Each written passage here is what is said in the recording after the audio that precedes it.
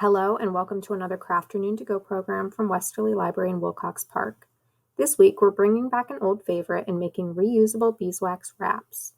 These wraps are great for storing food and are an earth-friendly alternative to plastic wrap and Ziploc bags. As always, if you picked up a kit, you should have almost everything you need to complete the project.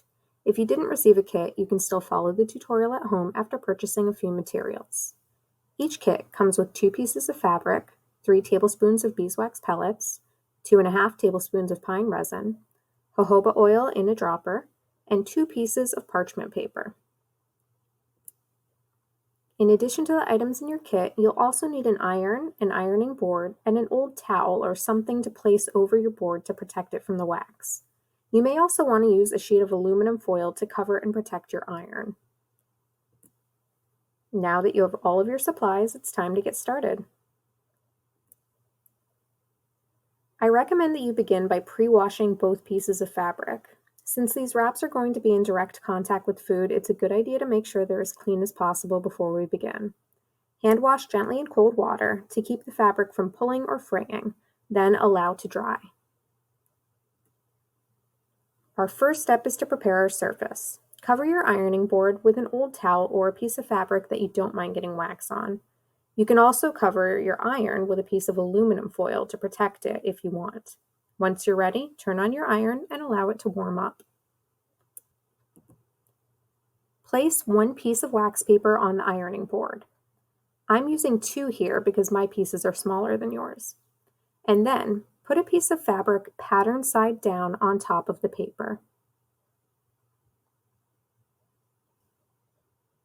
Sprinkle some beeswax pellets, about a tablespoon or a tablespoon and a half, around the fabric, trying to disperse it evenly.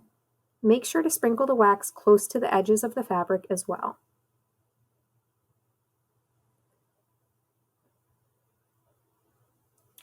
Next, we'll add the powdered resin and the jojoba oil.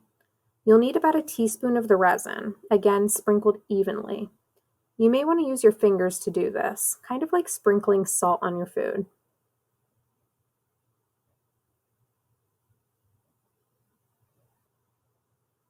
Finally, use your dropper to add several drops of oil around the fabric. We can always add more later if we need to. Cover with another large piece of parchment paper and begin ironing. The best way I've found is to start by gently pressing your iron down for a second or two in different areas, which helps the beeswax and the resin begin to melt. This way, you're not just pushing the pellets around the fabric as you iron.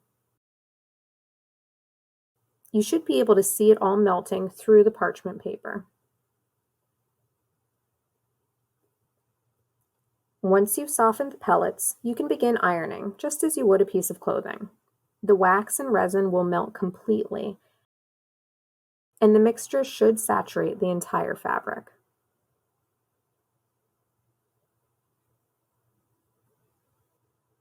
You can carefully peel up the parchment paper and look at the fabric. It should look wet all around. If you see any dry bits, you can add more wax to those areas and then iron it again.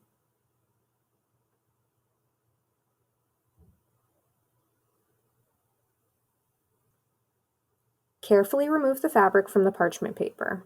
It'll be warm, but not hot enough to burn. Then lay it over the back of a chair or hang with clothespins until it's completely cool. It should only take a minute or 2.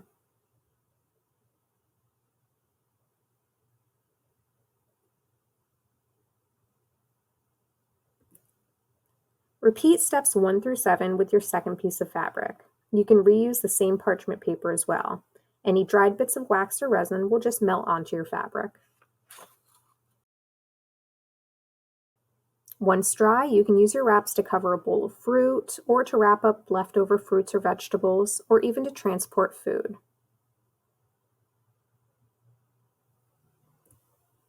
If you feel like your wraps are not sticky enough, you can add more resin. The resin is what makes them feel nice and tacky. You can also warm the wrap between your hands before using, which should soften the wax enough to make it feel stickier. If your wraps are too stiff, you can add some more of the oil to soften them.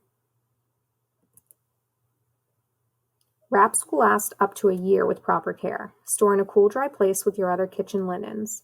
You can wash the wraps lightly with cool water and mild soap. Keep away from heat, including hot water or open flame, which will melt the wax.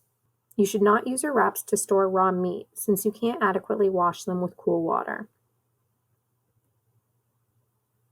I hope that you enjoyed your Crafternoon to go.